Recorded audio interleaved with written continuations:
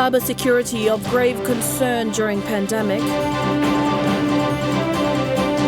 IRC to clean up database of businesses. And public libraries to be established in all districts. This is National EMTV News with Helen Seah. Good evening and thanks for joining us for Saturday's news. The use of technology during the COVID-19 pandemic has experienced significant advancement in Papua New Guinea. However, cybersecurity issues have been of great concern amidst modernization of information technology infrastructure in the country. A virtual roundtable event was hosted yesterday by Digitech ICT Limited, involving over 50 representatives from the IT industry in PNG and overseas, aimed at providing solutions to cybersecurity issues. Simply because of the points I made. Teleconferencing using Zoom, Skype, WhatsApp and other modes of communication for business have become demanding since the COVID-19 pandemic struck the world due to strict measures enforced.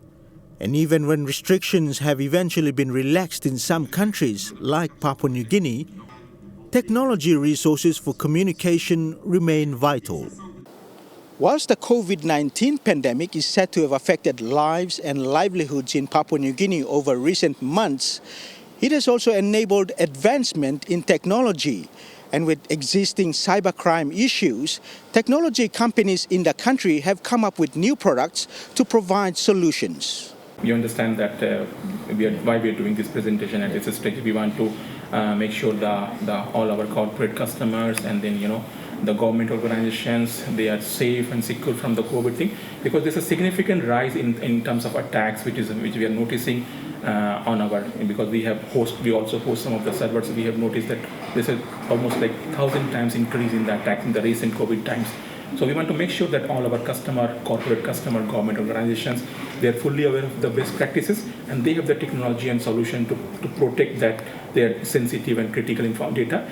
The event also included representatives from big-name IT companies overseas like Dell Technologies and Sophos. So key participants are Sophos from Australia. Then we have Dell Technologies from Malaysia, Singapore and Malaysia, and they're actually the presenters are from multiple locations. Some of them are traveling, so they're doing it presenting from multiple locations. Then we have another vendor which is Safety from Israel. 3 of the vendors are participating in this event. Also at the event, a new payroll system product called Kina Pay was launched, an integrated system aimed at providing more efficiency and lessen the time spent of processing payrolls. Okay, this product is very unique, I can able to say. Okay, what we have done is whatever you mentioned, that Attache payroll, we have Able payroll. Okay, we come up with one touch pay. We can say one touch pay. Okay, like we integrated a banking system, we integrated an NAS1 system, we integrated IRC forms, and they can able to generate the statement. And employees can able to view their pay slip, apply for the leave through the mobile application. Dennis Orare, National EMTV News.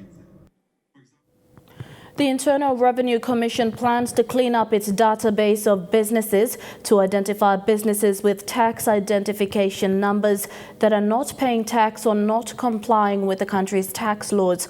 After giving a grace period for relevant taxpayers to respond, the IRC will apply strict enforcement mechanisms to be clear on its tax collection data. Also, as part of plans going forward, the IRC will improve tax reporting systems for employers and aims to relieve stamp duty tax on leases. So our aim is to clean up those who are unnecessarily filling up our database. Some have been registering for 10, 20 years ago and they're still filling up our database and haven't filed any single return. So we want to clean all those data out and we want to have the genuine ones as well as, have the genuine ones. And then that will also help us to put target in reaching actually those ones who are actively doing business under those things, so we bring them into filing and paying. At the moment, there's a big jungle out there, and we don't know. And we're also using this opportunity to update, as the Commissioner General said, update our database. So in future, when we conduct this sort of exercises, it will be more targeted. And like, we just don't go for the sake of inspections, but we go and knock on the doors that need to be knocked on. Education Minister Joseph Yopiopi has highlighted the government's vision to invest in the quality of education in the country. He said under his department, public libraries will be established in all districts for students to have access to library books. The minister also highlighted the government's plan for early childhood education in the country. Speaking during the groundbreaking ceremony of a teachers' college in Kiunga, the education minister highlighted various changes that are taking place in his department. Some of these changes include the change in curriculum, which is in line with the government's vision to improve the quality of education in the country. The minister says schools are now using the standard-based curriculum. Mibla you walk in this like change and me come up now. Mibla don't have more look long this outcome-based curriculum. Mibla by talk long standard-based curriculum or standard-based education. Inside long standard-based education, and Mibla now by concentrate long early childhood education or early childhood development. The standard-based curriculum is not a new curriculum in the country's education system. It was used some years ago before the outcome-based education or OB curriculum was introduced. With the standard-based curriculum now being reintroduced, the department's plan is to focus on early childhood education. The education minister says they will be doing away with the elementary school concept once the early childhood education is fully implemented by 2025. All pigini time only born now only go long 7 years old. And time where pigini is aligning planting something. Now maybe like schooling all pigini na prepare him all long all by go and align him good something inside long grade 1, he go long grade 6. The government plans to establish 4 centers and libraries in all districts and secondary schools in the country. The libraries, once established, will support student research programs and other activities. This la now and halving all pigini, suppose you work in correspondence studies, but you like find him some like extra somewhere, or even all papa and mama you stop. You like working some like research play you yet library facilities by stop the straight long community blah blah. The education minister further stressed on the need for student textbooks in schools. Over the years, students have been sharing textbooks, but through a partnership with JICA, they are working on printing student textbooks. The minister says the one child, one textbook policy have been introduced and will be implemented once it is approved. Online friends from people of Japan, all JICA now, all you go finish now, all help me people long print him, all get a textbook long grade 3 go on top long grade 6. Now people by sukurim walk only walk him long end, now people finish him over the long grade 12. Rayon Lakingu National, MTV News. While negotiations are still going on between the government and Barrick New Guinea Limited, one landowner group is calling on the government to include them in the special mining lease when the mine reopens. The Pican landowners, through their association, claim they own the land on which Pogera mine dump is located, but were not part of the SML. They are currently classified under the lease for mining purpose, and they want that to change in the new agreement. Long 1999 agreement, all in up, including me, blow Pican, go in long SML. That's all this time me legally mangi it. Na papa blow me, you know, Savella redried man no place. Also, now been Pauli mo papa blow me. Now only know including me, blow Pican, go in long SML. Now only missed out. Now, in long 30 years, me blood been suffer enough. Now me ask him, national government, provincial government, must look strong along me blood Pican. All landowners. Me blood Pican, all must include in me blood, Lokama Vesemel. Suppose government, take him this like, include in me blood, this blood block blow me in this like, damn, you go down long end. And by no more dump, and by stop. Among stories after the break, the establishment of Enga's new provincial hospital and POMGEN's cardiac facility progress. Stay with us for the details.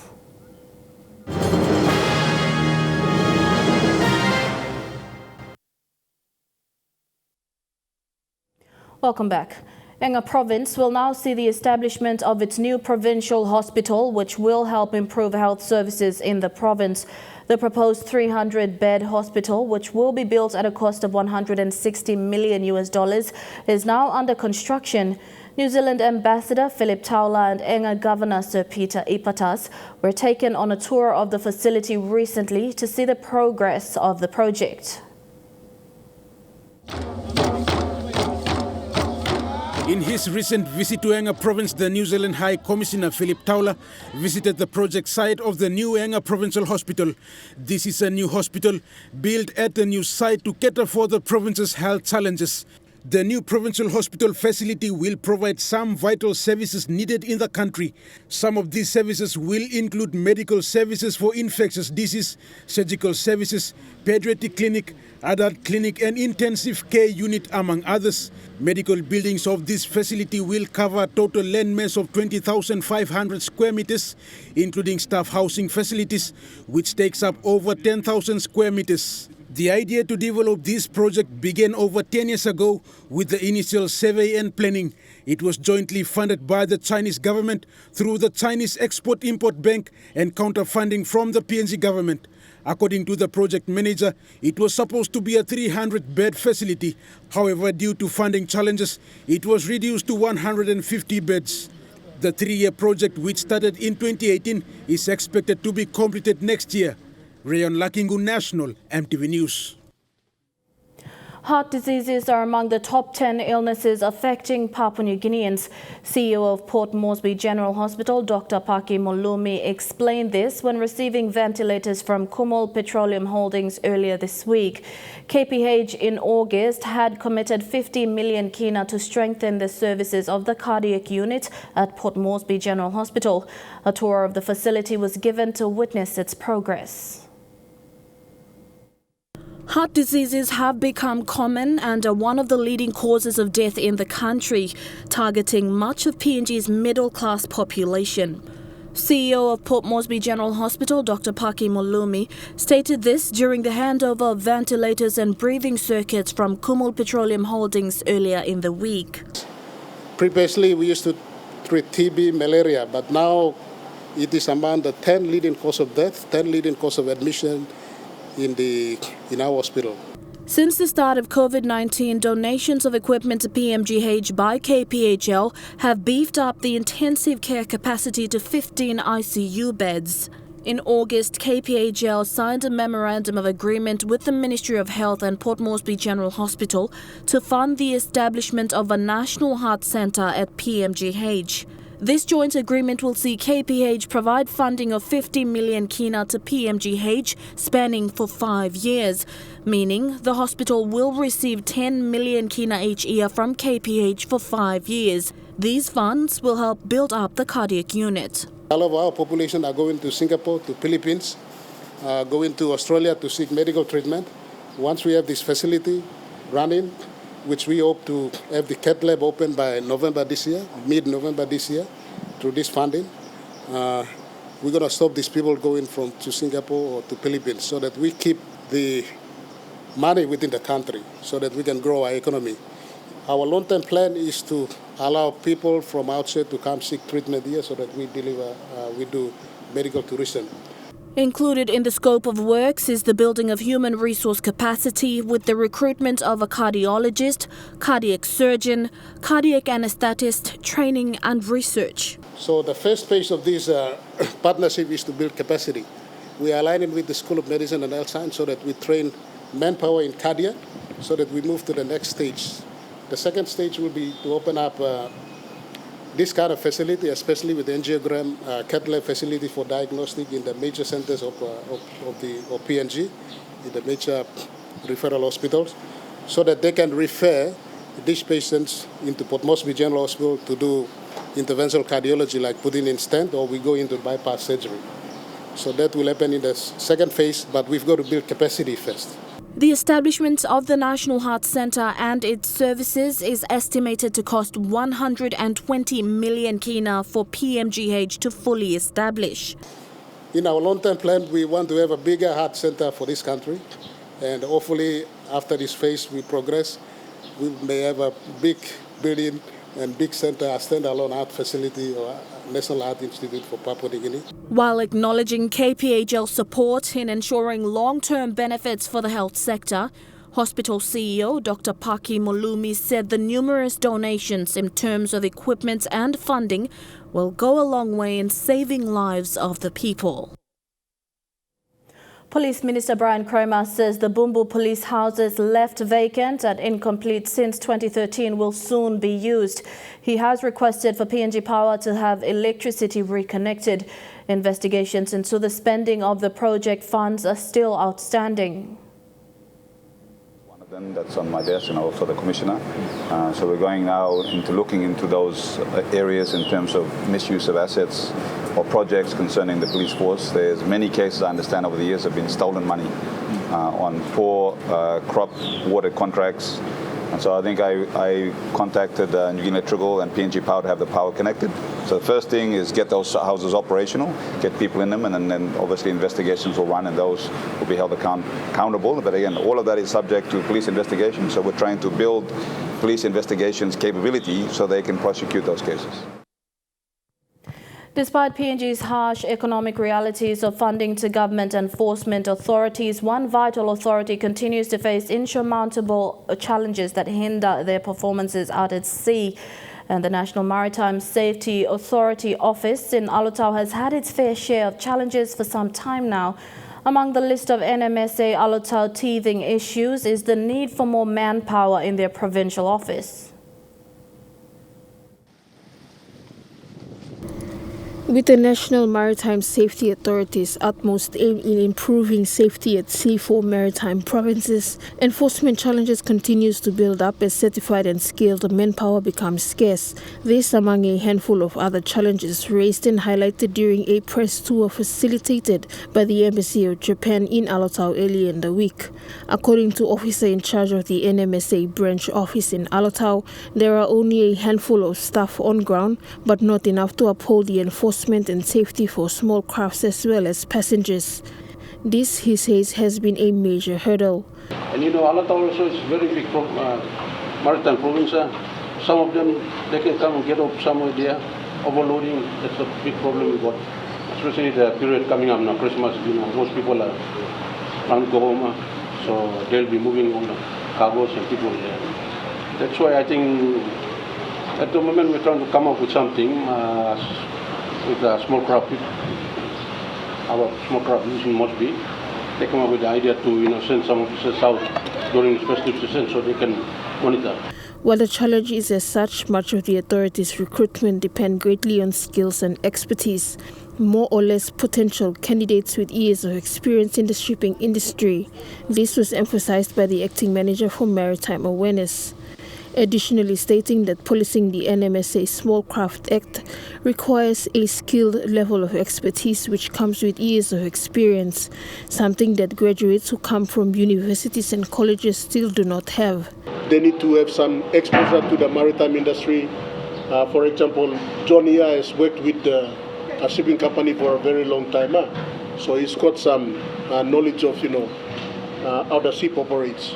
So these are the kind of people that we try to find, and it's a challenge for us in terms of manpower. Meanwhile, NMSA's request of funding assistance for its search and rescue elements has been granted by the Japanese government.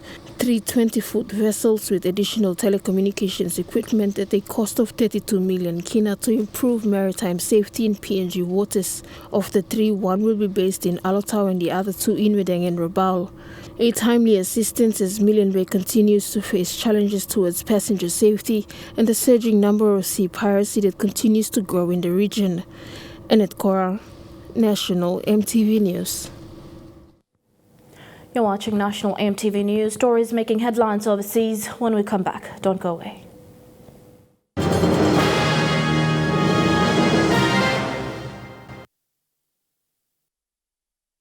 Welcome back to the news. Turning overseas, hundreds of Lebanese have fled the country this year to make the treacherous crossing to Europe by boat. Nearly half of those left in the 6 weeks after the devastating Beirut port blast in August. It was the last straw for many already struggling because of a banking crisis, currency crash and rise in poverty. These Lebanese men have nearly made it halfway across the Mediterranean to Italy. They're some of the hundreds who've left by boat in the last few months, escaping an economic crisis and financial collapse. Most went to the nearest European Union country, Cyprus, 170 kilometres away. The rate of Lebanese leaving greatly increased after the Beirut blast. This is the first time that we've seen such huge numbers of Lebanese nationals trying to leave Lebanon. But many, like Mohammed, don't make it. The 18-month-old died from dehydration when the boat carrying him ran out of fuel. I didn't think we were taking a big risk and that we would end this journey with my baby dying. We tried, just like many other people, to flee to a European country to find a new life. But this was our fate, losing my child and coming home without him. As poverty and desperation rise, many Lebanese are still willing to take the risk. The reasons why people are fleeing are not going away. In fact, we expect to see those reasons increase as people are expecting the situation to get worse and worse. Since the end of its civil war, Lebanon's been known as a country that sheltered refugees rather than generated them. Not anymore. There's no money, there's no work, and by the end of the year, aid groups say many Lebanese will need food. Lebanon's been through many crises, but this looks like one of its worst. A major earthquake has struck off the coast of Turkey, north of the Greek island of Samos, killing at least 19 people and injuring hundreds more. The magnitude 7 tremor triggered a mini tsunami and could be felt from Athens to Istanbul. Amateur video captured the awful power of the quake. This multi-story building disintegrated into dust. On the streets of Izmir, there was fear and panic. I saw people crying, trying to reach out to their loved ones. Everyone was shocked, and it was a very chaotic moment. About 20 buildings were brought down. The quake was felt as far away as Istanbul and Athens. Turkey is crisscrossed by active fault lines, the danger always lying beneath. Rescuers picked their way carefully through the rubble, here finding a survivor and gently cradling his head. The man was brought out alive, like dozens of others. And for some, emotional reunions, social distancing swept away by the chaos and the relief. Izmir bore the brunt of this earthquake, but 2 teenagers died in the Greek islands. And in the midst of loss, there's been a rare display of solidarity between 2 nations that are deeply divided. Turkey's President Recep Tayyip Erdogan thanked Greece for offering its help and said Turkey was standing with its neighbour in difficult times. This is a glimpse of one mother's terror today. Selen Atesh sprints to the next room for her only child, 18-month-old Ilhan, asleep in his cot. She gets him away to safety. But danger also came surging from the Aegean, sea levels rising because of a mini tsunami, and there have been about 100 aftershocks. Tonight, the rescue effort is continuing, searching for life under layers of crushed concrete. In Turkey, there is grief and shock, and the gnawing fear of when the next big one is coming. Japan is the latest nation to adopt the target of net zero emissions by 2050. China and the UK also have similar targets, and it could put pressure on Australia to act. This is one of the most efficient coal power stations in the world, and the vast majority of its fuel comes from Australia. But its future is uncertain, with the Japanese government vowing to cut its net emissions to zero by the middle of the century. We need to understand that taking assertive measures against climate change will be good for the economy. Japan is the biggest customer for the coal that fuels these power stations. Tokyo's 2050 commitment follows South Korea's and China's target of net zero emissions by 2060. In 2019, Australia's thermal coal exports to those three countries were worth almost $17 billion. We are facing a serious threat there for thermal coal exports, and we need to pivot and pivot hard. After the Fukushima meltdown, Japan shut down its nuclear industry almost overnight, and most reactors remain offline. To get to its carbon neutral goal, it hopes to safely restart them, as well as maximise renewables, but without the land space, it'll have to look offshore. It also plans to do more research into batteries and carbon capture technologies. Australia's mining lobby says Australian minerals companies will play a central role in providing the resources needed to grow sustainably. But experts say time is running out for Australia to reposition itself. We want to establish ourselves as reliable trading partners in a new green economy. So it's absolutely important to be starting now, getting going, getting agreements happening. Japan is closing scores of older, smaller, dirtier coal power plants, but is building or planning at least 10 new larger ones like Isogo. Its owners hope they'll be able to eventually capture its emissions and recycle them into things like plastics, biofuels or concrete. But that technology is far from commercial today. Australia's energy industry will be watching closely as to how Japan maps its way to a cleaner future. Insurance costs in Northern Australia are skyrocketing and policyholders are begging for solutions. Federal government is expected to detail its plans soon, but some residents can't wait. Erna Jean Pizzetti is treading water. It's been shocking. The stress has been shocking. She and her husband own a large stake in these holiday units in Mackay. They thought it was a good investment until their insurance became unaffordable.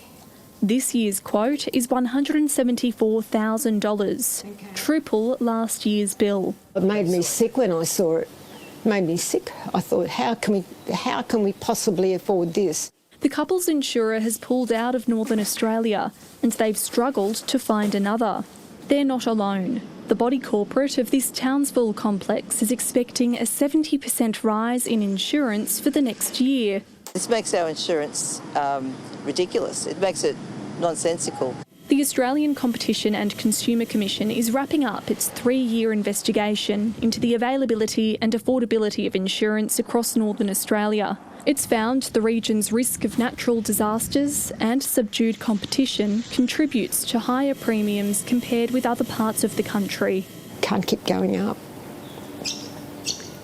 I have no idea. Government has got to stop it. The federal government has promised to reveal its plans soon to tackle high insurance premiums, but the Treasury has been investigating the feasibility of helping protect insurers from losses on cyclone damage. The chronic underspending by all levels of governments on mitigation and resilience programs is leaving many communities exposed. With heightened risk of flooding and cyclones forecast for North Queensland this wet season, protection is more vital than ever. And Chuka Sports is next. Fiddly Sukina will join you with some sporting action after the break. Stay with us.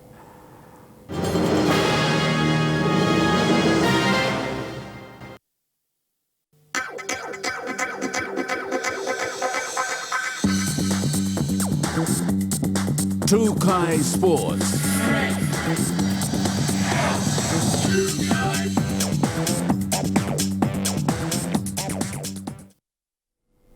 Good night and welcome to Trukai Sports. The Sports Talk Sevens tournament is set for the end of November.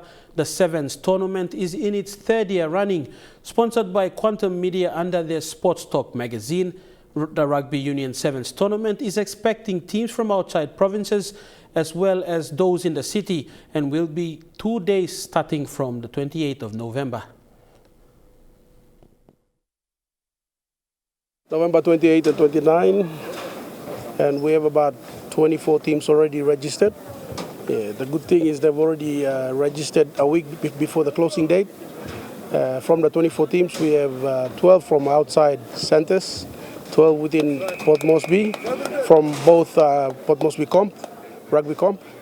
So from the 12 outside, we have 4 from Lae, 3 from Medang, 1 from Wewak. That's from Mamase. And we have NGI, we have Lear, Rabaul, Stallions, and then we have Arab Barbarians. So that's the 12 from the outside that will come in. And we have 12 from Port Moresby. On that, we want to thank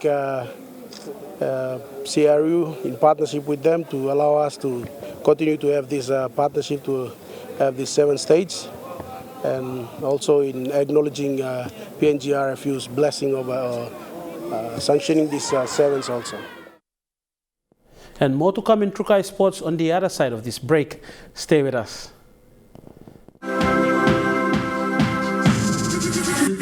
Trukai Sports. And welcome back to Trukai Sports. James Tedesco expects to overcome a knee injury in time for Game 1 of the State of Origin series. The series kicks off in Adelaide on Wednesday night. The Roosters fullback has been battling a knee injury which occurred in the team's final game of the season, but says he's on track to return in Game 1. Clint Gutherson or Cody Walker are expected to replace Tedesco if he doesn't recover in time. The Blues are heavy favourites to win the series opener, but Queensland 5'8" Cameron Munster, who just returned from grand final celebrations, isn't fussed.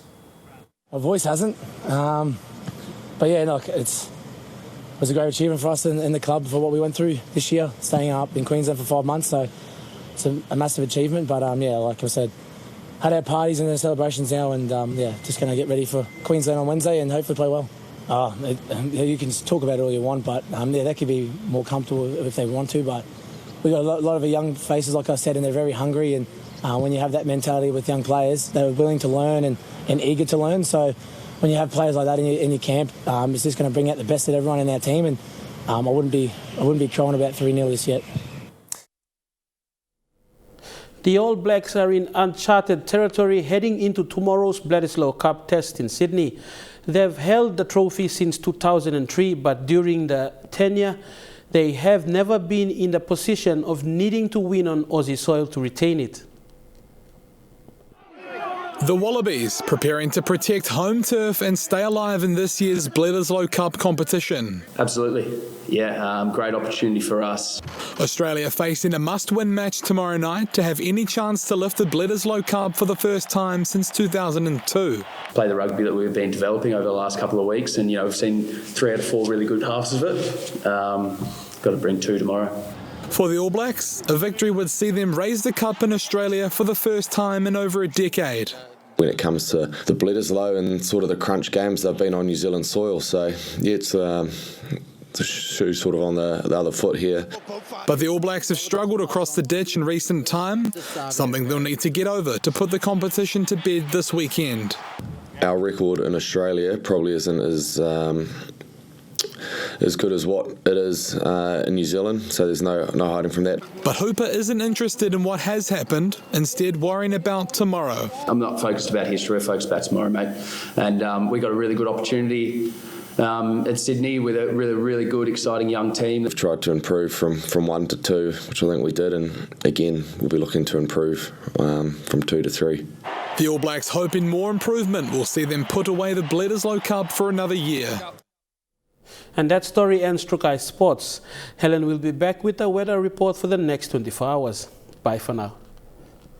Trukai Sports.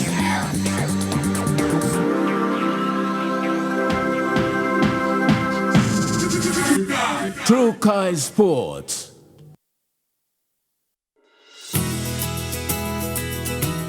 This weather update is proudly brought to you by MoneyPlus, with you always.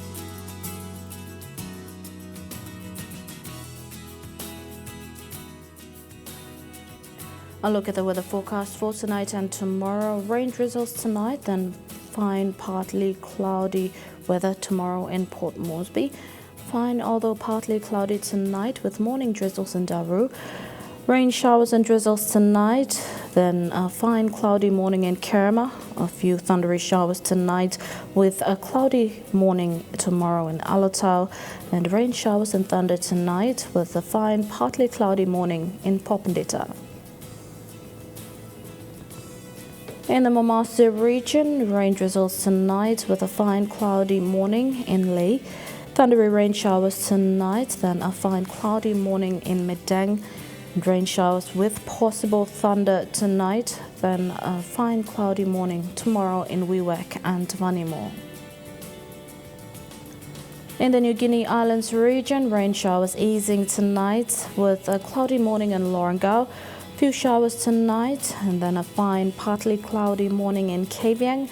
Thundery rain showers tonight with a fine partly cloudy morning in Kokopo, Rabaul and Kimbe, and thundery rain showers easing, then a cloudy morning in Buka. And in the Highlands region, rain drizzles tonight with morning fog tomorrow in Mount Hagen, Goroka, Kundiawa, Mendi and Wabeg.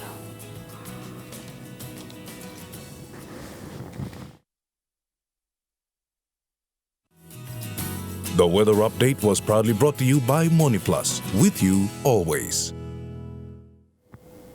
And that's been the news, sport and weather for today, Saturday the 31st of October 2020. On behalf of the entire EMTV News team, pleasant viewing. Good night.